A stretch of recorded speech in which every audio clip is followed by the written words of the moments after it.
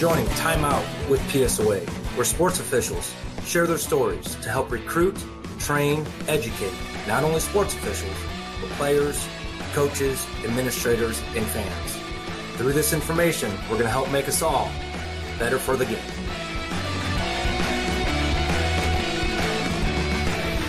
Thank you for taking time out with PSOA.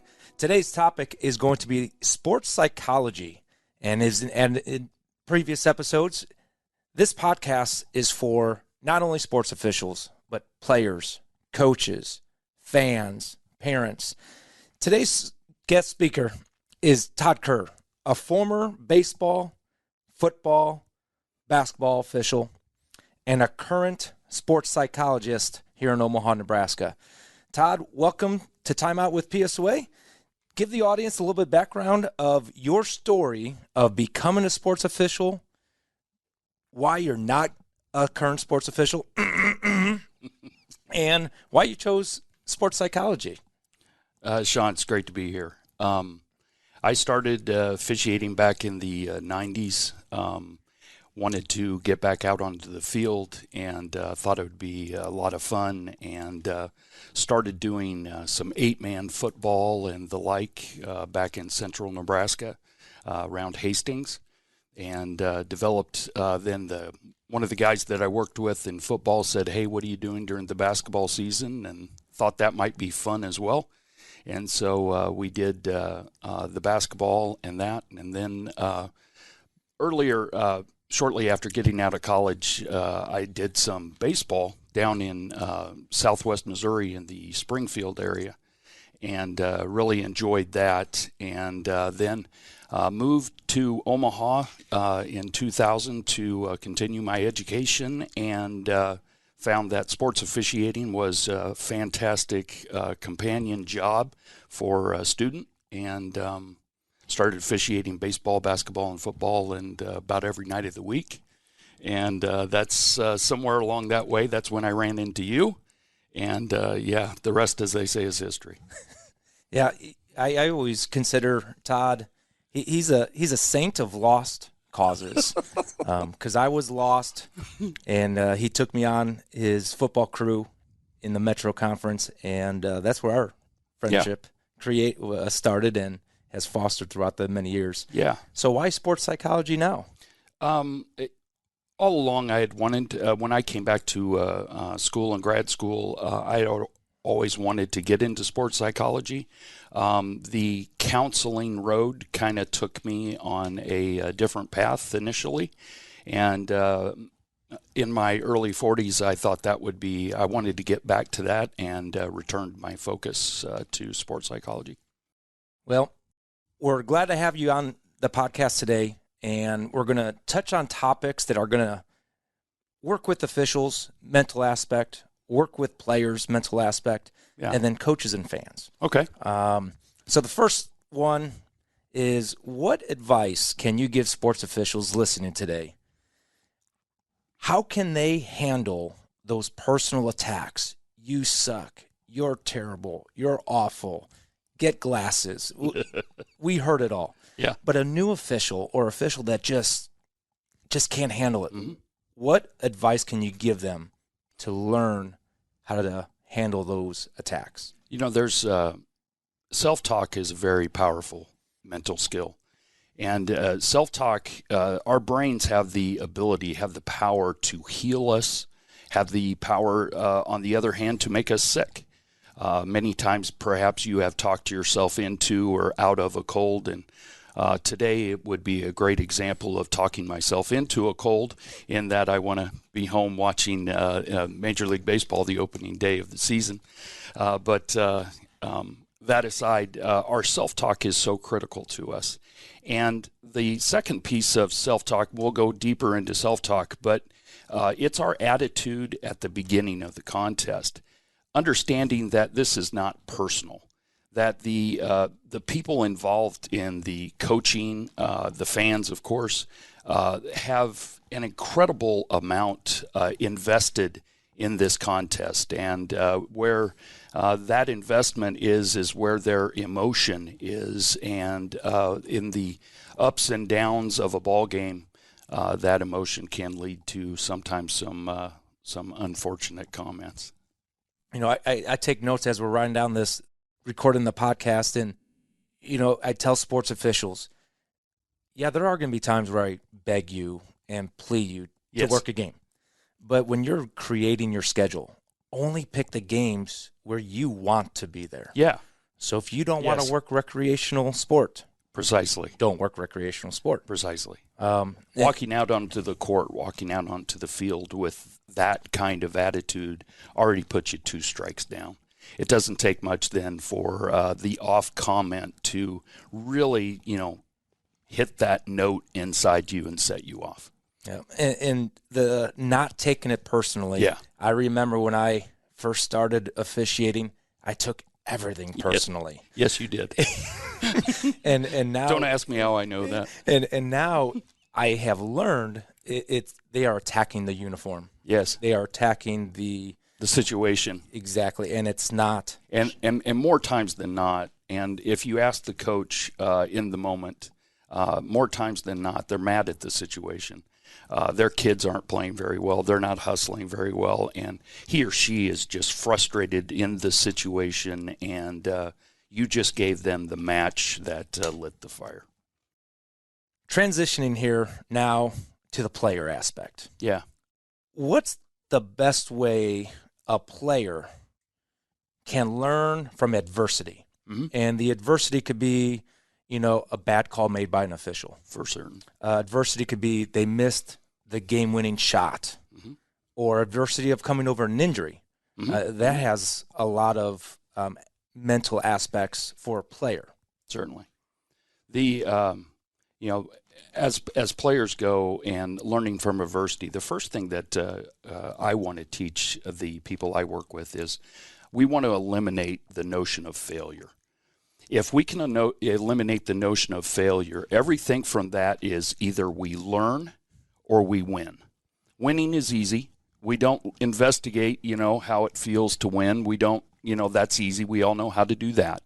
But if I can look at my losses as learning experiences and things that I can learn to develop from, break down tape, and so forth, I can take away the notion of failure. In that case, what do I fear? And sometimes it's that fear of failure that can so cripple the athlete. And if that notion of failure is eliminated, and while the lesson may be hard, it spurs more attention, more guided practice, and we can get back on the winning way.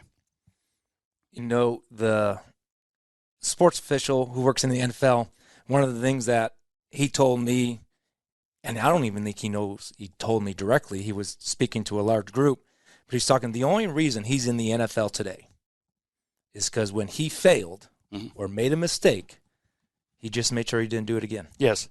And again, learning from those mistakes and growing from our mistakes. It's hard to grow. It's hard to learn from victory.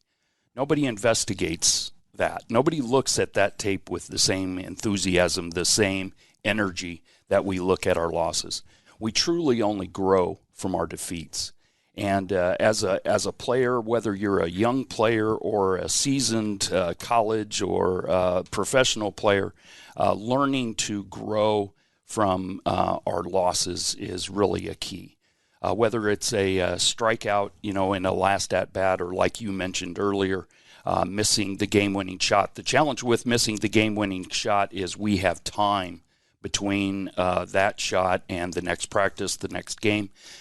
Learning from that and growing from that during the game is also something that we would want to help you improve. And this might even be part of the self-talk for sports officials. Don't focus on the bad. Absolutely. Find 3 things you did well mm-hmm. in that game, mm-hmm. and then, hey, I made this one mistake. How could I get better? Mm-hmm. Self-talk the positive stuff. Self-talk is such a crucial part of it, especially baseball, I think, is a classic example. There is so much time in between plays, and sometimes there's time in between moments when you have to make a call. If you're one of the base umpires, you might not be getting a lot of action. That's a lot of time in your head, and that can be toxic, or it can be productive. Moving on to the next category, coaches and fans. We see on social media so much of the unsporting behavior. That's what causes people to talk. That's what causes us to have this conversation here in this podcast. In your opinion, what is it that is causing the escalation of unsporting behavior of fans and coaches, and not only directed straight to sports officials, just to each other? Oh, absolutely. Fan to fan, fan to coach. Yeah. What is causing that escalation of unsporting behavior? I don't mean to sound cynical, but my primary guess would be money.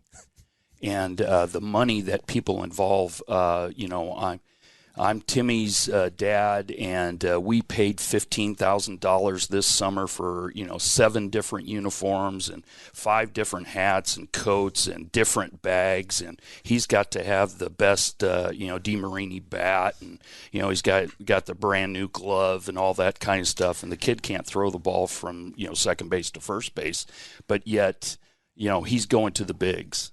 And it's the money that I spent, and with that money comes some kind of expectation that not only does he play, but again, I'm Timmy's dad. Timmy plays well, and it's the difference of that money, and then expectations versus reality. The gap between our expectations and reality, that gap can quite literally be anxiety. And the bigger that gap, the larger the anxiety. And so where my expectations are completely unrealistic, you can imagine that that creates quite a bit of anxiety. And with that anxiety comes the anger, and that anger is not going to be directed at myself. It's probably, let's hope it's not directed at Timmy. It's typically directed at a coach, at an umpire. And sometimes that umpire is, a sophomore in high school just trying to earn Coke money. And, just go out and get some burgers and a Coke, and, he's getting screamed at by, some 45-year-old idiot, and, that's what we get. Doing what I do from a sports assigning, supervising perspective, I'll get emails of umpires, basketball officials, football officials' performances, and it never ceases to amaze me. The most emails I get is 3rd, 4th, 5th grade sports. Yeah. And it's that expectation of, hey, these sports officials are being paid this amount of money. Yeah. They should be really good. Right. And that's not reality. Well, you and I have talked about it in the past. Officiating is so unique in that this is a profession where on opening day you're expected to be perfect and only improve from there. And, whether you're, again, a 16-year-old who's just trying to earn a couple bucks in the summer, or you're a full-time professional official, this tends to be the case. Yeah, so I'm going to give a little bit more background for the audience. When sports officials are assigned games, we try to put them on games, number one, where they have a good attitude. Certainly. They want to be there for those players, fans, and coaches. And then the second thing is we try to put them where they're going to be successful. It might be 3rd, 4th, 5th grade because they have to learn the rules. They have to learn the mechanics, where to stand. Just like the players have to learn how to swing the bat, how to throw the ball, how to dribble the ball. So it's a learning process of everybody. For everybody. Together. And then as a fan standpoint, especially if you're a new parent, you are learning the process as well of, all right, I've invested $15,000, right? But it's not only for the now. It's developing the holistic view of that child for that future. We would like to think so, but that doesn't always happen, unfortunately. So what advice would you give to have people who have that anger, who have that rage, to hone it in, control it, and use that energy in a different way? Especially in the select sports and then in the interscholastic sports, This has to come from the administration, and it has to be systemic throughout the entire organization. And so this is a behavior. These are attitudes that we simply just don't endorse. And as such, there can be teaching, coaching, discussions before games, after games, that kind of thing, where parents are taught, again, to cheer positively for their own kids. And if they can't do that, to not cheer at all. And there are parent organizations that I have read about where they are only told to cheer for their kid, and only in the manner in which that can be stated positively. Is there a way a fan of a team, because every team has that fan. Sure they do. That family. Yeah. How can they stand up and correct the behavior without ruining that relationship? That sure does sound difficult. And especially when you are not that fan, that family, you just want to enjoy the evening. And there's so many times when, projected excitement, projected ideals and expectations are placed from the parent to the child. And, I didn't have a good day at work. Things are difficult in the office. And, I missed a sale. And, instead of kicking my dog, I'm going to come out and I'm going to yell at an umpire. Don't do that. This is what not to do. Yeah, absolutely. So somebody's out there, and you talked about teaching, coming out, talking to teams, organizations, a systematic of way to handle frustration. Is there a way organizations, families can reach out to you specifically to set up an appointment? Certainly. Yeah, that'd be lovely. I work with Associated Counseling Professionals. We are at roughly 132nd and Center. We're in the old Prairie Life Fitness building. And our phone number is 402-334-1122. All right. Those of you listening on the podcast, we're going to post this on our YouTube channel as well. Visit us at YouTube. Visit us at Facebook. Visit us at Instagram by searching PSOA and or Timeout with PSOA. Before we cut it off, Todd, it does not have to be sports officiating related. What is your best sport memory? Best sport memory. You'll remember this because you were on the field with it as well. We were doing Metro football, and this was the first year that we were doing it together, Metro football together. And I'll never forget there was a pass interference penalty. And I was running headlines, and you were in the middle. And a new official, very green official at the time, Robert Anthony, Senior Master Sergeant, retired Robert Anthony from the United States Air Force, was our back judge, and he picked up a pretty obvious pass interference call. And he come running up, and our white hat, Jim Hadley, kind of jogged out, knowing exactly what the penalty was. And Jim's also a doctor of psychology, so he really enjoyed this situation for sure. And he ran out there and he says, Robert, what do you got? He says, well, I don't know, but he sure did cream him. And Jim said, well, how bad did he cream him? And he says, no, he creamed him good enough for 15. And so, okay. So Jim turned to the press box and gave the signal for pass interference and said, he creamed him. That's a 15-yard penalty.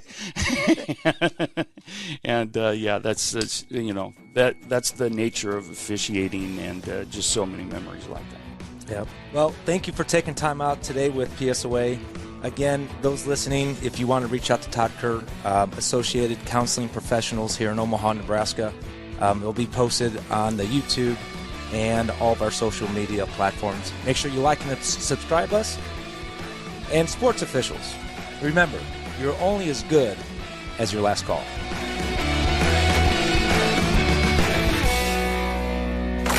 A Hurrdat Sports Network production.